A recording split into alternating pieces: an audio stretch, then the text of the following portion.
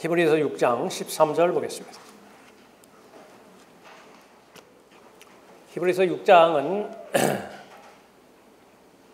그리스도에 대한 교리의 기초를 놓았다고 한다면 거기에 머무르지 말고 온전함을 향해서 계속 나아가야 될 것을 말씀하면서 6장이 시작되어지죠. 성령의 동참자가 된 것, 그것이 의미를 갖기 위해서는 특별히 교리적으로 대환란 기간에서는 떨어져 나가면 안 되죠. 떨어져 나간다고 한다면 다시 새롭게 하여 회개시킬 수 없습니다. 얼마나 무거운 말씀입니까? 그러나 현실이죠. 그러나 그것이 가능하다라고 하는 것은 바로 소망 때문에 그렇습니다. 부지런함을 보이라. 그리고 믿음과 오래 참음으로 그 소망을 굳게 붙들라라고 했던 것이 9절부터 12절까지 우리가 살펴보았던 내용이고요. 13절부터 마지막 절까지 그 하나님의 약속, 그 소망, 그것은 사람에 의해서 만들어진 것이 아니라 하나님께서 맹세로 이루어진 것이기 때문에 그것은 결코 흔들리지 않고 반드시 하나님의 약속에 따라서 이루어질 것이라고 하는 것이죠. 그렇기 때문에 가장 안전하다라고 하는 것입니다. 13절, 하나님께서 아브라함에게 약속하실 때에 두고 맹세할 리가 자기보다 더 큰 자가 없으므로 자신을 두고 맹세하며 말씀하시기를 반드시 내가 너를 복주고 복주며 또 번성케 하고 번성케 하리라 하셨더니 그가 그처럼 끈기 있게 견딘 후에 그 약속을 받았느니라. 하나님께서 약속을 아브라함에게 주셨죠. 여러 차례 주셨습니다. 이삭에게도 주셨고 또 야곱에게도 주셨죠. 씨와 땅과 왕국에 관련된 약속이었는데 사무엘하 7장에 가보면 아브라함의 그 후손인 다윗에게 확증을 하십니다. 다윗의 언약을 통해서 확증을 하시죠. 그것은 결코 변하지 않습니다. 중간에 변경되지도 않습니다. 아브라함에게, 다시 말하면 유대인에게 주신 약속이 유대인의 불순종으로 인해서 중간에 교회로 대체되었다라든지 그러지는 않는 것을 볼 수 있는 것입니다. 그래서 하나님께서 아브라함에게 약속하실 때에 13절에서 말씀하신 이 부분은 이 자신의 약속을 아브라함에게 이루시기 위해서 자신의 이름을 두고 맹세한다, 그렇게 언급하고 있죠.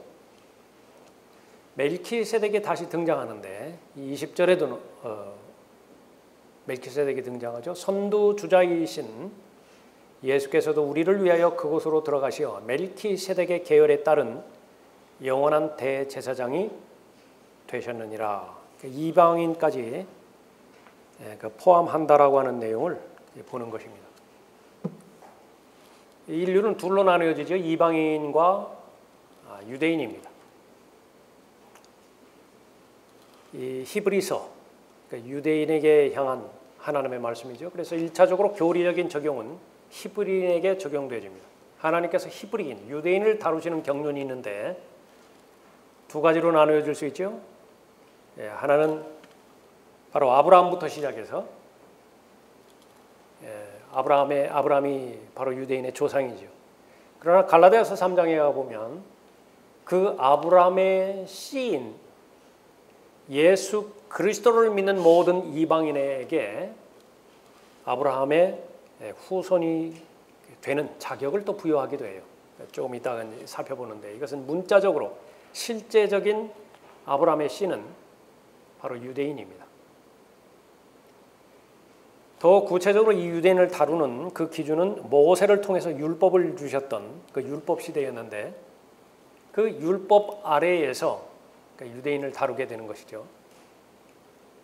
그러다가 이제 대환란 때가 되어지면 다시 유대인을 다룹니다. 그러니까 십자가를 통해서 모든 율법이 폐기가 되어지죠. 그러나 그 폐기된다라고 하는 것은 구원과 관련되어 있을 때에 아무런 효력을 발생하지 않는다라고 하는 그런 의미고요. 다시 유대인의 경륜이 돌아오면, 즉 교회가 휴거되어지고 이 땅에 대환란의 경륜이 되돌아오면 율법이 다시 회복이 되어지는 것입니다. 그래서 유대인과 율법은 떨어지지 않는 것이죠. 분리되지 않는 것입니다. 그 아브라함은 어디서부터 출발한 그런 그 사람이냐라고 하면 이방인으로부터 출발했어요. 그러니까 본래는 이방인이었어요. 이방인으로 살다가 이제 히브리인으로 된 것이죠. 그래서 아브라함은 하면 둘 다 조상이 되는 것입니다. 제사장 아론과 그의 아들들로 이어지는 아론의 계열이 있죠. 그러니까 유대 계열입니다. 제사장 계열이에요. 그 계열이 하나 있고 멜키세덱의 계열에 해당되어지는 제사장 계열이 있는 것인데, 그러니까 예수님은 바로 멜키세덱의 계열에 따른 제사장이 된 거예요. 그래서 예수님은 유대인의 제사장뿐만 아니라 이방인들에 대한 제사장도 되시는 것입니다. 그러니까 그것을 지금 언급하고 있어요. 아브라함이 아직 유대인이 아니었을 때 약속을 받았다 그렇게 언급하고 있죠. 그래서 이 맹세, 그것은 아브라함이 이방인이었을 때에 아브라함에게 주어지는 약속이다 그렇게 말합니다.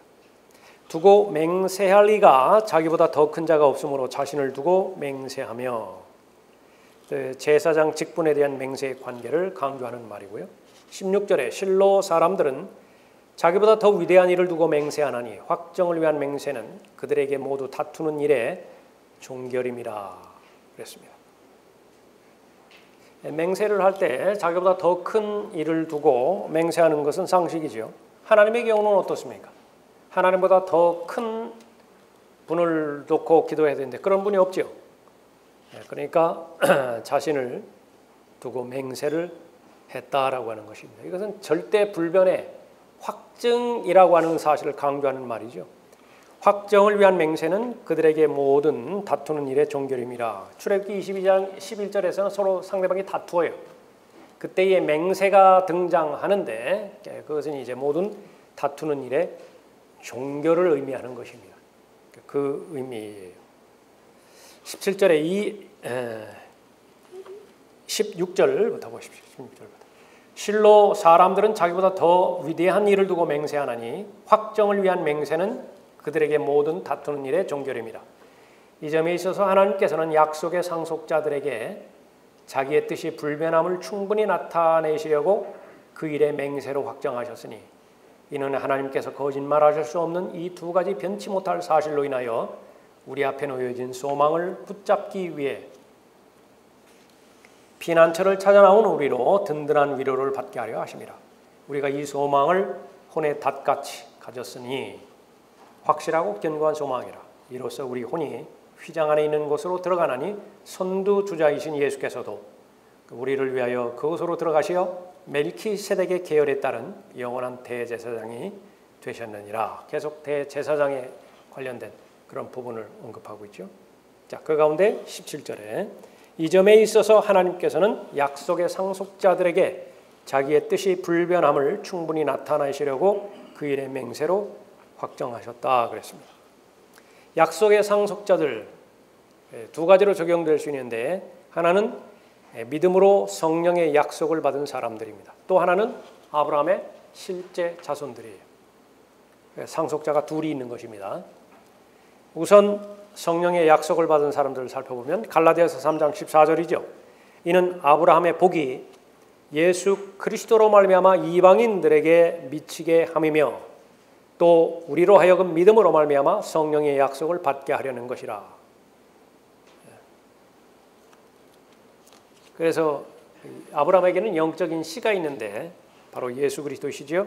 이삭으로 예표되어지는 예수 그리스도이십니다. 그 예수 그리스도를 믿을 때에 바로 아브라함의 자손이 되는 것입니다.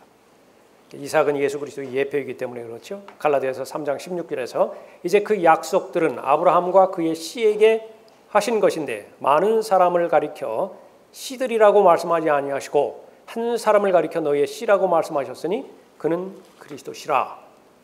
이삭이 예수 그리스도의 예표인지 어떻게 알 수 있는 것이냐? 갈라디아서 3장 16절에서 직접적으로 설명해 주시죠. 그의 씨는 바로 그리스도시라 그렇게 언급하고 있습니다. 그 상속자들이 아브라함과 이삭과 야곱인데요. 여기 이스마엘은 여기에 속하지 않습니다. 암몬이나 모압 속할 수가 없어요. 그러나 속하는 방법이 하나 있어요. 그러니까 무엇이냐? 그들 모두가 다 개인적으로 예수 그리스도를 영접하면 이 시대에 아브라함과 이삭과 야곱으로 이어지는 아브라함의 계보, 아브라함의 족보에 들어가는 것입니다. 그러니까 이 사실을 유대인들은 아주 참을 수 없어 했던 것입니다. 어떻게 이방인이 상속자가 될 수 있는 것이냐? 그런데 에베소서 1장부터 3장까지 바울에게 보여주신 계시는 교회에 대한 신비의 내용이 바로 그 부분이죠. 그러니까 유대인과 이방인의 벽, 그것은 결코 허물어질 수 없는 벽으로 보였는데 십자가를 통해서 그 벽이 허물어져 버렸어요. 차별이 없어요.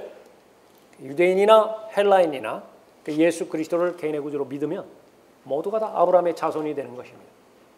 아브라함의 자손이면 무엇을 누릴 수 있죠? 아브라함의 약속을 누릴 수 있다고요. 그것이 바로 믿음으로 성령의 약속을 받은 사람들입니다. 그러나 이제 보편적으로 아브라함의 실제 자손들을 가리키는 것이죠. 아브라함에게 맺으신 언약에 따라서 팔레스타인 땅을 상속을 받는 것을 말하는 것입니다. 창세기 15장 18절에서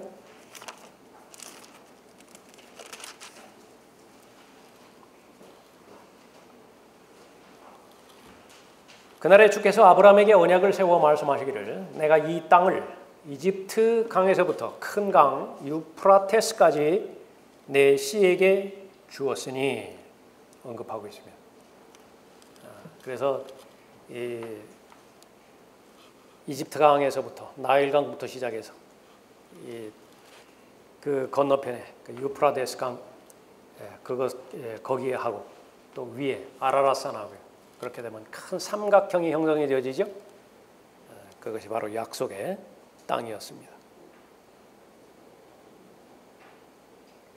자, 이것을 문자적으로 받아들이지 못할 때에 후천년주의, 무천년주의 교리의 희생자가 되는 것입니다. 그래서 이 약속의 상속자들을 성경에서는 두 그 부류로 그렇게 나누어서 설명하고 있는데 성령의 약속을 받은 사람에게만 국한시키는 우를 범하는 거예요. 실제 땅의 상속을 없애버리는 것이죠. 그래서 아브라함의 실제 자손들, 유대인들은 하나님의 계획에서 완전히 떨어져 나갔다. 이방인들인 교회가 그 약속들을 모두 넘겨받았다. 어저께도 잠깐 살펴봤지만은 이렇게 되어지면 마태복음 5장에 나오는 산상설교에 나오는 천년왕국에 대한 헌법, 그것을 누가 받게 되어 있습니까? 누구에게 적용하게 되어 있어요? 교회에게 적용된다. 이 무천년주의, 후천년주의 이론에 의하면. 그러면 마태복음 5장에서는요, 거기는 처음부터 끝까지 다 행위예요. 주여 주여 우리가 주의 이름으로 예언하지 않았습니까? 그러나 아버지의 뜻대로 행하는 자라야 어디에 들어간다고요? 천국에 들어간다고 말했다. 그런데 그 천국을 하나님의 나라로 다 똑같은 것으로 봐버린 거예요. 그 얼마나 모순 덩어리예요. 믿음으로 말미암아 은혜로 구원받는다라고 그렇게 강조해놓고 마태복음 5장 7장에 가서는 거기는 믿음이 발견되지 않아요. 하나부터 10까지 모두가 다 행위라, 행위. 그러나 성경은 바로 기록된 그대로, 문자 그대로 아브라함에게는 실제적인 씨가 있는 거예요. 실제적인 유대인이 있고 실제적인 땅을 상속을 받게 되어지는 것입니다. 자, 영적인 자손들, 아브라함의 자손이라고 불릴 수 있죠. 그것은 특별히 갈라디아에서 많이 구체적으로 강조하고 있는 것인데 바로 아브라함의 시인 예수 그리스도를 믿는다고 한다면 유대인이건 헬라인이건 상관없어요. 모두가 다 하나님의 자녀가 된다라고 기록되었기 때문에 그런 것이죠. 그러나 그렇다 하더라도 이 이방인들은 구체적인 땅에 대한 상속의 대상은 아니에요. 이 땅은 철저하게 유대인의 소유가 되어지는 것입니다.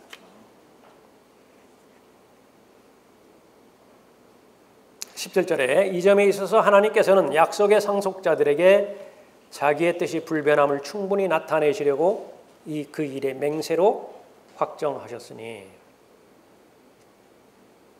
강조한 것이죠. 아브라함과 그의 씨에게 부여된 땅, 그것은 아브라함과 그의 씨에게 말 그대로 상속이 되고 부여될 것입니다. 로마서 4장 13절에서 아브라함이 세상의 상속자가 되리라고 하신 약속은 아브라함이나 그의 씨에게 율법을 통하여 하신 것이 아니요 믿음의 의를 통하여 하신 것이니라. 두 가지가 나오는데 하나는 약속이고요. 또 하나는 율법이에요. 두 개가 나온다. 창세기 12장에서 아브라함에게 하나님께서 약속을 주셨는데 언약을 주셨는데 그것은 율법을 받기 훨씬 이전이라고요. 받았죠? 아브라함에 대한 언약으로 그 땅에 대한 약속을 받았어요. 그런데 430년 후에 율법을 받았어요. 그러면 그 400년 후에 받은 율법이 400년 전에 받은 이 약속을 폐기시켜버리는 것이냐? 결코 그럴 수 없다. 오히려 더 확증할 뿐이다라고 하는 것입니다. 네, 거기는 찾아보겠습니다. 갈라디아서 3장에.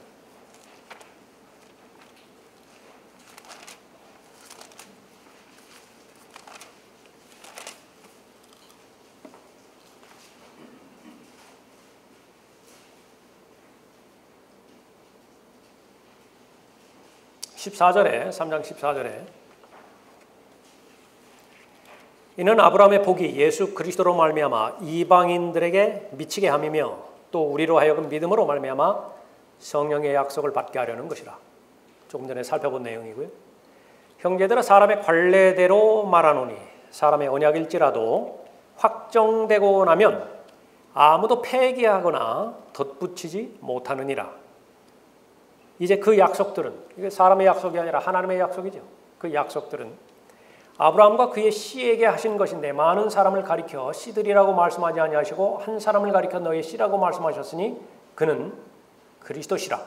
이제 내가 이것을 말하노니 하나님께서 그리스도 안에서 미리 확정하신 언약을 430년 후에 생긴 율법이 모세를 통해서 율법 받았죠. 430년 후에 생긴 율법이 폐기시킬 수 없으며 그 약속을 무효화시킬 수 없느니라. 만일 그 상속이 율법에 의하여 된 것이라면 더 이상 약속에 의하여 된 것이 아니니라. 그러나 하나님께서는 그것을 아브라함에게 약속을 통하여 주신 것이라. 무엇을 말하냐면 계속 율법 자체도 폐기시킬 수 없다. 그 언약을. 그런데 후천년주의, 무천년주의는 그렇게 할 수 있다라고 하는 것이죠. 그것을 교회가 대신 받을 수 있다 그렇게 말하는 것입니다. 그것은 하나님의 말씀의 정면으로 상충되는 것입니다. 그래서 팔레스타인 땅을 유업으로 주신다는 그 약속은 중간에 어떤 세대가 바뀌든지 어떤 경륜이 바뀌든지 상관없이 처음에 말씀하신 그대로 성취될 것입니다. 18절에 이는 하나님께서 거짓말하실 수 없는 이 두 가지 변치 못할 사실로 인하여 우리 앞에 놓여진 소망을 붙잡기 위해 피난처를 찾아 나온 우리로 든든한 위로를 받게 하려 하심이라. 거짓말하실 수 없는 이 두 가지 변치 못할 사실, 그것은 약속, 또 하나는 맹세입니다. 그래서 하나님께서는 이 두 가지가 변치 않는다는 사실을 무엇으로 확정 지으셨느냐 그러면 거짓말할 수 없는 자신이에요. 하나님 자신은 거짓말할 수 없습니다. 그것으로 확정을 해주신 거예요. 그래서 그 거짓말하실 수 없는 약속을 선한 약속이다, 신실한 약속이다 그렇게 말하는 거죠. 민수기 23장 19절에서 하나님은 사람이 아니시니 거짓말하지 않으시며 또 사람의 아들이 아니시니 후회가 없으시도다. 여기 후회가 없다라고 하는 것은 변경하지 않는다 그 말이에요. 변경하지 않는다. 그분이 말씀하신 것을 행하지 않으시랴. 또한 이루신 것을 이루지 않으시랴. 그러니까 하나님의 약속은 사람을 기만하거나 사람을 잘못 인도하지 않는다라고 하는 것입니다. 그러나 하나님의 말씀은 양날 가진 칼이에요. 한쪽 날만 있는 것이 아니라고요. 다른 날도 있어요. 그 다른 날은 무엇이냐 그러면 하나님의 말씀을 함부로 다루는 사람들에 대해서, 하나님의 말씀에 대해서 불신하는 사람들에 대해서 그럼 하나님께서는 어떻게 반응하는 것이냐. 그러니까 하나님께서는 둘 다 반응하시는 거예요. 하나님의 말씀에 두려워 떠는 사람에게도 하나님께서 반응하시고 하나님의 말씀에 대적하는 자들에 대해서도 반응하신다. 그 두 가지 반응을 절대적으로 균형 있게 잘 살펴봐야 돼요. 그래서 히브리서 4장 11절에서 말씀하는 것처럼 마음의 생각과 의도, 그것을 판별해내는 주체가 바로 하나님의 말씀이에요. 하나님의 말씀들 있잖아요. 책이라 책. 이 책이 판별해내는 것이라. 그런데 이 부분에 대해서는 육신의 타락한 습성은요, 그 본성은 인정하지 않으려고 하는 것입니다. 내 마음은 내가 다 알아서 처음부터 끝까지 판단해내는 것이지 나 이외에 다른 주체가 내 마음을 어떻게 판단해낼 수 있는 것이냐. 그것은 성경을 처음부터 믿지 않으려는 것이에요. 그러니까 예수 그리스도를 믿을 수 있느냐 믿지 못하느냐라고 하는 것은요, 우리는 극단적 칼빈주의자는 아니에요. 극단적 칼빈주의자가 아니라고 해요. 세상의 기초가 놓이기 전에 구원받을 사람, 구원받지 않을 사람으로 예정해 놓았다라고 하는 그 부분들은 거짓이라고 해요. 그러나 분명한 교리는요, 하나님께서 은혜로 먼저 우리에게 다가오시지 않으면 구원받을 사람은 없어요. 하나님의 은혜가 있기 때문에 믿음으로 구원받을 수 있는 것이에요. 그러니까 그것을 철저하게 우리가 알아야 돼요. 하나님의 은혜가 제일 먼저 시작이 된 상태에서 우리의 자유의지를 통해서 하나님 앞에 다가가야 되는 것이죠. 그것은 이제 위에 올라가면 더 분명하게 확실하게 될 것이죠. 그러면 하나님의 말씀에 대해서 올바로 반응하는 사람들에 대해서는 우리가 잘 아는데, 하나님의 말씀에 대해서 하나님의 의도대로 반응하지 않는 사람들에 대해서는 어떻게 하는 것이냐 그러면은 기만을 통해서, 속임을 통해서, 미혹을 통해서 하나님께서 심판해 버리신다. 이것이 무서운 거예요. 하나님의 심판의 내용은 그냥 내버려 두는 것이에요. 내버려 둔다, 방치해 둔다고 해요. 그럼 방치해 두면 자신의 생각이 옳은 줄로 알아요. 그 자신의 현명함이 걸림돌이 돼서 걸려 넘어져 버린다. 유대인들이 그 부분에 대해서 걸려 넘어져 버렸어요. 대표적으로 몇 구절만 살펴보면 미카서 2장 11절, 영과 거짓으로 행하는 어떤 사람이 거짓말을 하여 이르기를 내가 포도주와 독주에 관하여 내게 예언하리라 한다면 그와 같은 자도 이 백성의 선지자가 될 것이라. 선지자로 하나님께서 인정을 해주는 거예요. 그런데 이 사람은 어떤 사람이야? 술주정뱅이라고 해요. 하나님의 말씀은 상관이 없어요. 그런데 사람들 앞에서 자기가 선지자라고. 재판관계에 보면 이 제사장으로 스스로 사람이 주체가 돼서 임명하는 사람도 있죠. 그 둘 다 인정을 해요. 그러니까 내가 너를 제사장으로 삼을 테니까 우리를 위해서 제사장 직분을 행해다오. 대신에 1년에 옷 12벌, 또 음식 이렇게 제공해 주마. 그것을 제한받은 사람은 또 그렇게 한다고 한다. 그래서 하나님께서 하나님의 말씀을 엉망으로 만들어 놓는 사람들에게 거짓 선지자로 하여금 잘못된 답을 주도록 허락하시는 것입니다. 에스겔 14장에서도 마찬가지예요. 하나님 앞에 기도하는데 자신의 마음 가운데 우상을 해결하지 않아요. 우상을 그대로 놓고 하나님 앞에 간구하는 사람에 대해서 말한다. 그때 이스라엘의 장로들 중에 몇 사람이 내게 와서 내 앞에 앉으니 주의 말씀이 내게 임하여 말씀하시니라. 인자야, 이 사람들은 자기들의 마음속에 자기들의 우상들을 세워놓고 그들의 얼굴 앞에 그들의 죄악의 방해물을 놓았으니 그들로 내게 조금이라도 묻게 하랴? 기도하게 하랴? 그 말이에요. 그러므로 그들에게 고하고 그들에게 말하라. 주 하나님이 이같이 말하노라. 자기 마음속에 자기 우상들을 세우고 자기 얼굴 앞에 자기 죄악의 방해물을 놓고 선지자에게 나오는 이스라엘 집의 각 사람에게 나 주가 그의 우상의 많음을 따라 나오는 그에게 응답하리니 이는 그들이 그들의 우상들로 인하여 모두 나를 배반하였기 때문에 내가 그들 자신의 마음에 있는 이스라엘 집을 취하려 함이라. 자기 소원대로 다 들어준다고 말해요. 이거 해주십시오, 저거 해주십시오. 그대로 준다. 그대로 되라. 나는 이런 일들을 계획하고 이런 일들을 실행해야 되겠습니다. 나를 도와주십시오. 그대로 하라고 한다고요. 왜 그렇습니까? 하나님께서 올바로 책망하셔도 듣지 않으리라고 하는 것을 다 읽으셨어요. 마음의 상상이 무엇인지를 이미 다 알고 계셨다. 그것이 바로 하나님 앞에 거짓말하는 사람의 반응인 것입니다. 그래서 이 거짓말하는 영을 허락하셔서 죄인을 죽음으로 몰아가시는 것입니다. 데살로니가후서 2장 9절에서도요.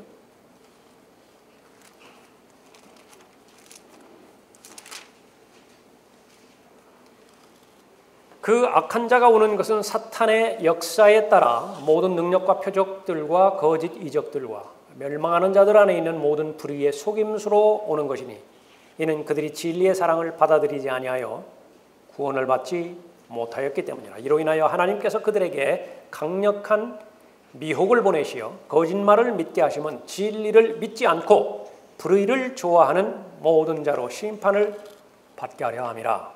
특별히 이 부분은 교리적으로 대환란 때 적용되는 교리지만은요, 이 시대도 마찬가지예요. 분명히 거짓 선생들만 준다고 그랬죠. 거짓 선생들, 그럴듯한 말, 정중한 언변을 통해서 듣고 싶어하는 것을 너무나 입맛에 맞춰서 잘 이야기해 준다. 그러나 말하는 사람, 듣는 사람 모두가 다 공통적인 부분이 있는 것인데 진리 사랑이 없어요. 진리를 실행하고자 하는 의지도 없고 진리를 사랑하고 진리를 실행하는 데 있어서 어떻게 희생이 요구되지 않겠어요? 어떻게 자기 부인이 없겠어요? 그러니까 그것은 제껴둔다. 항상 배우나 뭐예요? 지적 욕구예요. 이 시대의 우상 중에 하나는 지성주의예요. 아테네 사람들이 있었죠. 철학자 바울이 그 사람들 앞에서 설교했을 때 그러니까 열매가 없었잖아요. 그러니까 그 사람들은 뭘 뭐래? 항상 뭐가 새로운 거 없나? 새로운 거 없나? 뭐 새로운 거 말하려고 하나 봐. 거기에 시간 다 써버리는 거예요. 항상 배우나 진리의 지식에는 이르지 못하느니라. 그것이 바로 무서운 하나님의 심판인 것인데 사탄의 역사에 맡겨버려요. 근데 그 사탄이 실제로 역사하는데 이름은요. 거기 하나님 이름 딱 붙여준다고요. 하나님께서 다 행해 주셨다고 하는 거예요. 실제로 사람들도 마찬가지예요. 정직하게 말하면, 솔직히 말하면 하나님의 역사이든지 마귀의 역사이든지 그건 난 별 관심이 없어요. 그냥 병만 낫게 해달라는 거예요. 네? 병만 낫게 해주면 그것이 뭐 하나님이 하셨든 마귀가 했든 난 상관하지 않겠다. 그러니까 뭐 교회 가서 낫게 되면 교회 얼마든지 가겠다 그냥. 그러나 굿판을 버려서라도 그렇게 하겠다 하면 얼마든지 굿판도 버리겠다 그게. 그것이 뭐 수백만 원이 들어가든 1,000만 원이 들어가든 상관하지 않겠다. 그 부분입니다. 사역도 마찬가지죠. 오순절 거기 대표되지는 부분이지만 뭐 오순절만 그런 거 아니에요. 모두가 다 변질된 부흥 있잖아요. 부흥. 참된 부흥이라고 하는 것은 예수 그리스도의 생명으로 말미암아서 날마다 새로워지는 것이 부흥이에요. 성장이죠. 그리스도의 충만하심에 장성한 분량에까지 자라는 것이 성경적인 부흥을 말하는 거예요. 살아있다 그 말이잖아요. 근데 사이즈만 커져가면 다 부흥이라고 말한다. 그 사이즈만 커져가게 만들 수 있다고 한다면 성령의 역사이든 악령의 역사이든 난 상관하지 않겠다. 아무나 도와달라. 그럼 내가 섬기겠다. 무엇으로 섬겨요? 하나님으로 섬기겠다. 그것이 바로 데살로니가후서 2장 9절 이후에서 언급하는 그 부분입니다.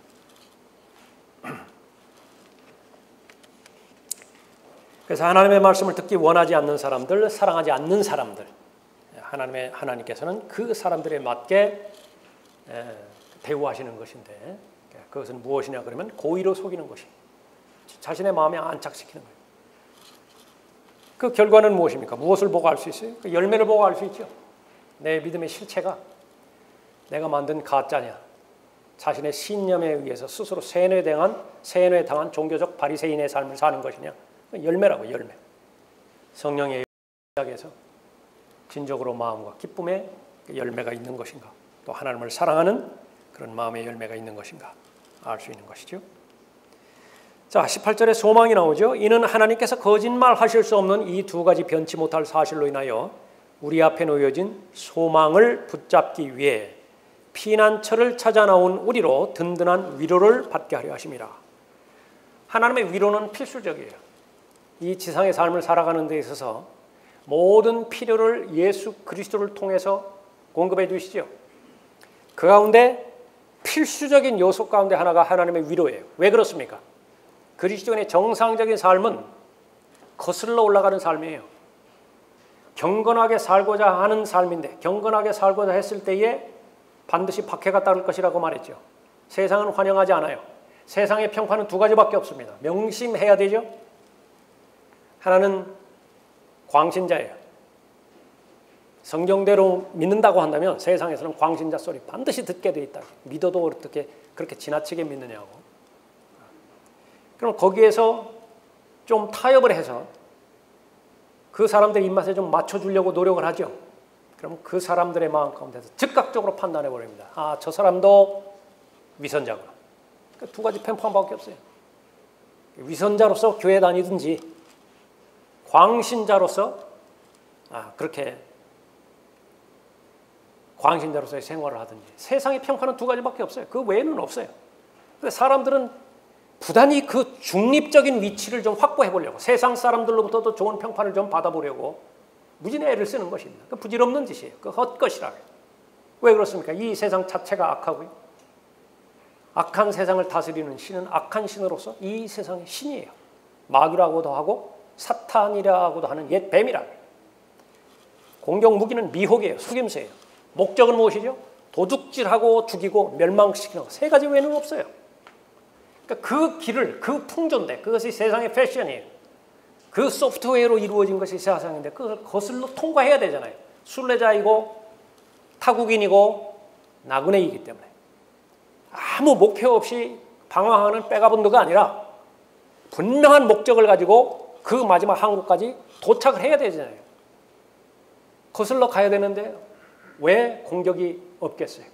왜 위축되지 않겠어요? 바울의 고백자는 왜 삶의 절망에 빠지지 않겠어요? 그때 필요한 것이 무엇이죠?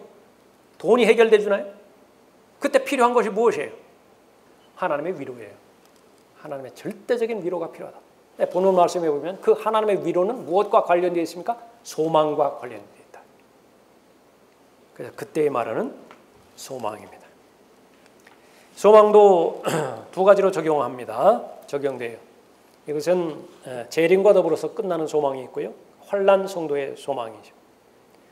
또 하나는 이제 더 좋은 부활에 해당되는 그리스도인에게 적용되어지는 부활인데, 이제 얼마만큼 자기를 부인하고 또 다시 오실 예수 그리스도를 바라보며 사는 삶인가라고 하는 것입니다. 휴거와 동시에 새로운 몸을 받는 것이 그리스도인이죠. 빌립보서 3장 20절, 21절. 또 요한일서 3장 1절, 2절도 마찬가지예요. 이 고린도전서 15장 49절 이후에서도 보면은요, 상속과 관련돼서 하나님의 나라를 상속받는 것에 대해서 강조하고 있는 것인데, 혈과 육은 하나님의 나라를 상속받을 수 없어요. 그래서 하나님의 나라를 상속받기 위해서는 예수 그리스도의 살과 예수 그리스도의 뼈, 예수 그리스도의 몸에 반드시 참여를 해야 되는데, 그것이 실제적으로 변모가 되어야 되죠. 그것이 바로 휴거의 신비인 것입니다. 아무리 건강한 사람이라 하더라도 곧 죽어요.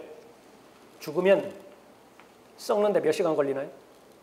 그래서 성경에서는 말하는 죽을 몸이고 썩을 몸이에요. 그것은 천한 몸이거든요. 왜 죽고 왜 썩죠? 악하기 때문에 그래요. 사람의 육신은 악하고요, 천하고 죽을 수밖에 없고 썩을 수밖에 없는 것입니다. 그러나 그 모든 부분으로부터 자유로워질 수 있는 몸이 있죠. 예수 그리스도의 영광스러운 몸입니다. 그것이 바로 소망이다. 그 몸으로 변모되어지는 것이 소망인데, 바울의 고백은 히브리서 11장 35절에 보면 더 좋은 이 부활에 대해서 언급하고 있습니다.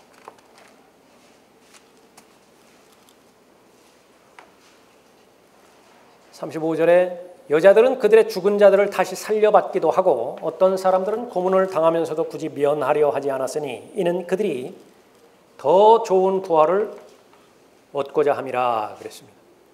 더 좋은 부활은 무엇이냐? 그러니까 여기 11장에 나오는 사람은 모두가 다 순교한 순교자들이거든요. 그러니까 예수 그리스도를 위해서 순교한 거예요. 그럼 모두가 성도면 부활하는 것은 너무나 당연한 사실인데 부활했을 때의 조건은 다 다르죠. 어떤 조건이 다르냐면 보상의 수준이에요. 얼마나 높은 수준의 보상을 받을 것이냐라고 하는 것입니다.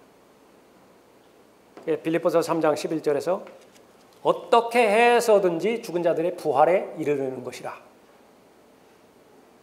이것은 부활 자체를 말하는 것이 아니라 바로 부활한 다음에 그리스도의 심판석에서 이어지는 상과 유업과 보상, 상속, 통치권 이 전체를 다 말하는 것입니다. 모두가 다 상속과 관련이 있는 그 부분이에요.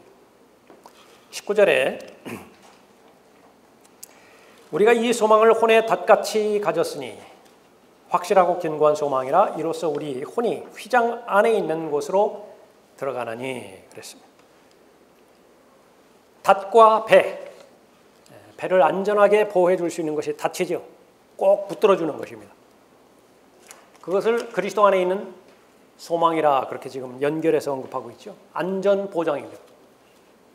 안전을 보장해 주는 것이에요. 그 닻은 어디에 있는 것이냐면 하늘의 성소에 놓여져 있습니다. 우리의 대제사장이신 예수 그리스도께서 먼저 우리보다 앞서 올라가셨죠.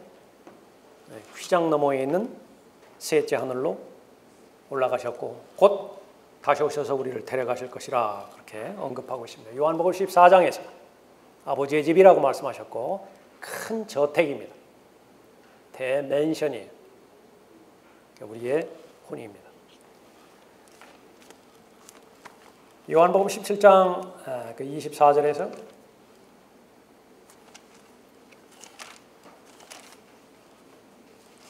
아버지시여 내가 바라오니 예수 그리스도의 기도예요. 아버지께서 내게 주신 그들도 여러분도 여기가 포함되어 있겠죠. 내가 있는 곳에 나와 함께 있게 하셔서 그들로 아버지께서 내게 주신 나의 영광을 보게 하소서. 이는 아버지께서 세상의 기초가 놓이기 전부터 나를 사랑하셨기 때문이옵니다. 죄 없는 몸을 입고 이제 하늘로 올라갈 것입니다. 여러분 무엇을 보게 될지 아세요? 창세기 1장 1절 이전에 예수 그리스도를 보게 되는 거예요. 이건 감당할 수 없을 거예요. 예.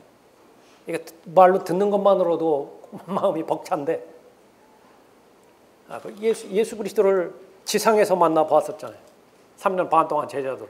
그러다가 마태복음 17장에서 변형산에서 변형하신 모습 만나봤잖아요. 그 세 제자의 마음이 어떻겠어요? 베드로가 막 횡설수설한다. 자기도 무슨 말을 하는지 마치 술 취해서 하는 것처럼 그런 말을 할 정도로 한다. 요한은 예수 그리스도의 실제 모습을 봤을 때요. 기절해버리죠. 근데 그것이 말씀의 모습은 아니에요. 그러나 말씀의 모습까지도 본다. 창세기 1장 1절 이전에. 그러니까 그것이 바로 이 소망입니다.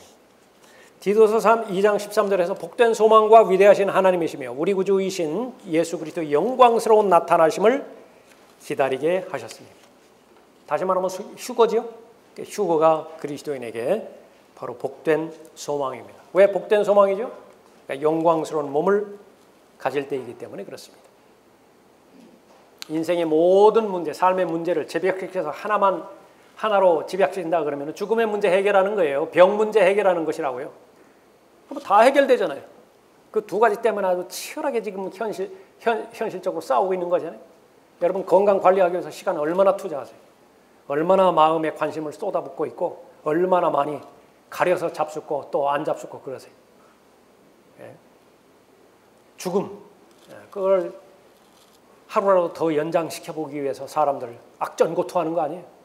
하루라도 좀 더 살아보려고. 그리스도 안에 있는 복된 소망, 그것은 바로 휴거의 때가 되지면 하나부터 열까지 다 해결되게 되는 것입니다.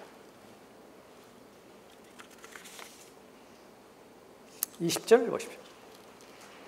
선두주자이신 예수께서도 우리를 위하여 그곳으로 들어가시어 멜키세덱의 계열에 따른 영원한 대제사장이 되셨느니라. 고린도후서 5장 1절부터 10절까지 그곳에 예수 그리스도께서 지금 계신 곳이죠. 선두주자이신 그분께서 먼저 계신 것입니다. 자, 6장을 마쳤습니다.